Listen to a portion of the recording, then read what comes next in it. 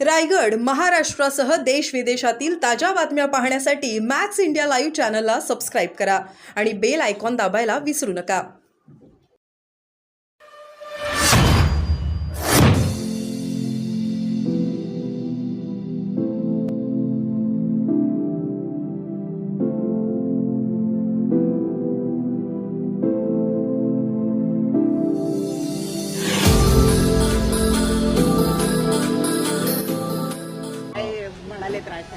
औचित्य असं होतं की सदिच्छा भेट होती, जिंकून आलो होतो.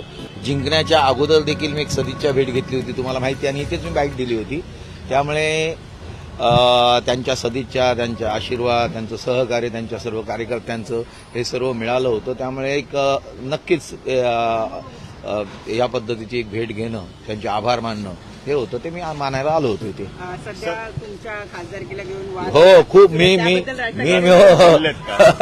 हे पण असंच आहे ना की त्याबद्दल पण बोलले, पण ते मी आता तुम्ही मला माझे काही प्रश्न असतील ते मला विचारलं तर बरं होईल. ते काय बोलले बघ ते बोलतीलच, पण मला तुम्हाला काय विचारायचं ते विचारू शकता तुम्ही. हा, मी आता त्या बोलतो ना. एक प्रामुख्याने एक त्यांनी काय सांगितलं की फोन मिळाला आणि त्या फोनमुळे हाईक होतं. तर ते त्यांनी प्रूव्ह करून दाखवा ना, जगाला पण कळेल. मोदी साहेब पण बोलले होते 400 पार. मग ते हे असं काहीतरी करता आलं असतं ना त्यांनी. तर त्यामुळे ते असं काय हाईक करता येतं मोबाईलच्या माध्यमातून, हे खरोखर सिद्ध केलं तर देश नाही जगामध्ये कळू शकतं की असं होऊ शकतं म्हणून. तर त्यांनी प्रूव्ह करावं अशी माझी देखील विनंती आहे त्यांना. आणि कोर्टांमध्ये जाणार जायला काय, लोकशाही आहे, लोकशाहीमध्ये कोणी कुठेही जाऊ शकतो. त्या ठिकाणी आता माझं तर 8व्या वेळेचा हा टर्मचा हे आहे. काउंटिंगच्या इथे नेऊ नये. तुम्ही कोविडमध्ये पण असं म्हणाले होतात की कोविडच्या बाबतीमध्ये की बाहेर रस्त्यावर आलं नाही, तर त्याला ते कायदा असतं. मोबाईल हा जनरली सर्वच जण, मी बघितलं तर अनेक जणांकडे तुम्हाला मोबाईल टॉवर जर चेक केलं तर मिळेल की मोबाईल तुमच्यातले किती लोक आतमध्ये होते, त्यांच्याकडे किती मोबाईल होते, तुम्ही बघा ना. तुम्हाला पण माहिती त्यातनं येत होतं, पण ते हॅक केलं जातं. हे जरा सिद्ध झालं तर त्यातनं खूप मोठं काही कळू शकतं. त्यामुळे त्यांनी ते सिद्ध करावं अशा पद्धतीने. हे कशा पद्धत झालं, मी तर सकाळपासून टीव्हीवरतीच आम्ही पाहत होतो. ज्या वेळेला 5:41 वाजता बघितलं की 2200 अमोल कीर्तीकर विजयी. हे विजयी कसे होऊ शकतात? जर मला इलेक्शन याच्याकडनं आपल्याला जे काही फेसबुकच्या माध्यमातून वगैरे सर्व कळत होतं, तेच मला देखील कळत होतं टीव्हीच्या माध्यमातून वगैरे. तर आमच्याकडचा कोणी मोबाईल नेलं नव्हतं, किंवा आपण प्रयत्न केला तरी कोणी नेलंय काय नेलंय आपल्याला कळूच शकत नव्हतं. ते त्यांनाही कळत असेल, ते त्यांच्या लोकांनी नेलं होतं, आमच्या लोकांनी कोण नेली असेल, कोणी याच्या टॉवरचं हे केल्यानंतर कळू शकेल. पण त्यातनं हॅक केलं जातं, हे काय आहे ते जरा नक्कीच जगाला कळलं किंवा आणखीन बाकीच्यांना कळलं तर खूप बरं होतं. आणि ते कळल्यानंतर मी पण प्रयत्न केला की मी कोणाला सांगणार, विचारणार, तर तिथला आरो असेल किंवा आणखी कोणी असेल त्यालाच करणार की तुम्ही लोक कोणी असेल तर बाबा हे कसं काय चाललंय तुम्ही. तर आम्ही एबीपी माझ्यावाल्यांना फोन केला होता की तुम्ही हे कशा पद्धतीने सर्वांनी चालवलं. अरे 5:51 वाजता जर 1 लाख मताच्या वर जास्त मोजणी बाकी आहे आणि तुम्ही जिंकला, हे कसं काय देऊ शकता?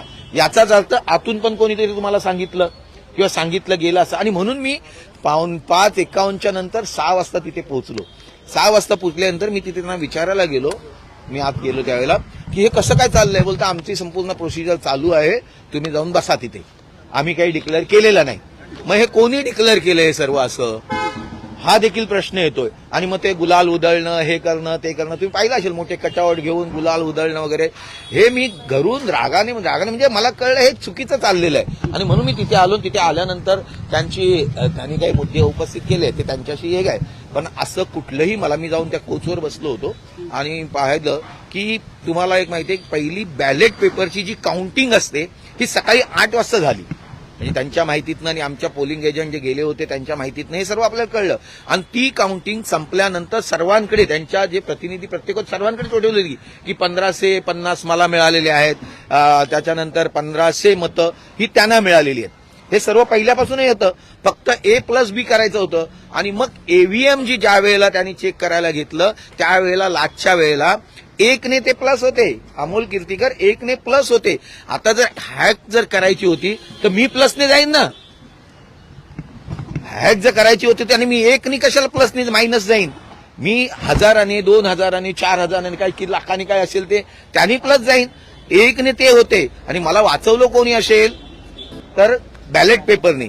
बॅलेट पेपरची जी टोटल होती ती पहिल्याने जी केली होती ती नंतर A+B केली असेल आणि त्यातनं त्यांना 1501 वगैरे काय मिळाले होते, तो एक आणि इकडचा एक मायनस झाल्यानंतर 50 मधून 48 मताने प्लस झालं.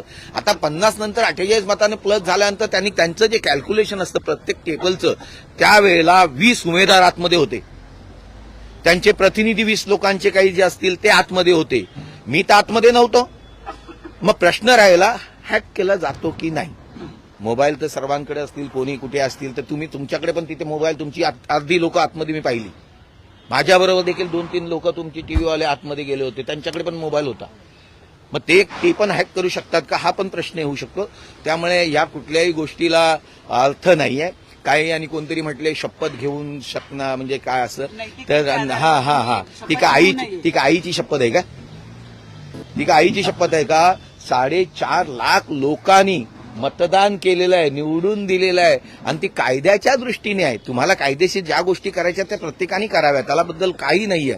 आणि त्यामुळे अशा पद्धतीने निगेटिव्हिटी माझ्याबद्दल करणं, हे का पुन्हा मुलाला कदाचित तिथून MLA उभा करायचं असेल, मग त्या MLA उभा करायचं आहे तर वायकरांच्या विरोधात. आता मी तुम्हाला माहिती आहे, मी त्या ठिकाणी माझी जी ताकद असेल, कामाची ताकद किंवा संघटनात्मक ताकद किंवा आणखीन काही मी जे काय चांगलं करेन त्याची ताकद ह्या 4 महिन्यात दिसून येईल ना. मला तर 13 दिवस मिळाले होते.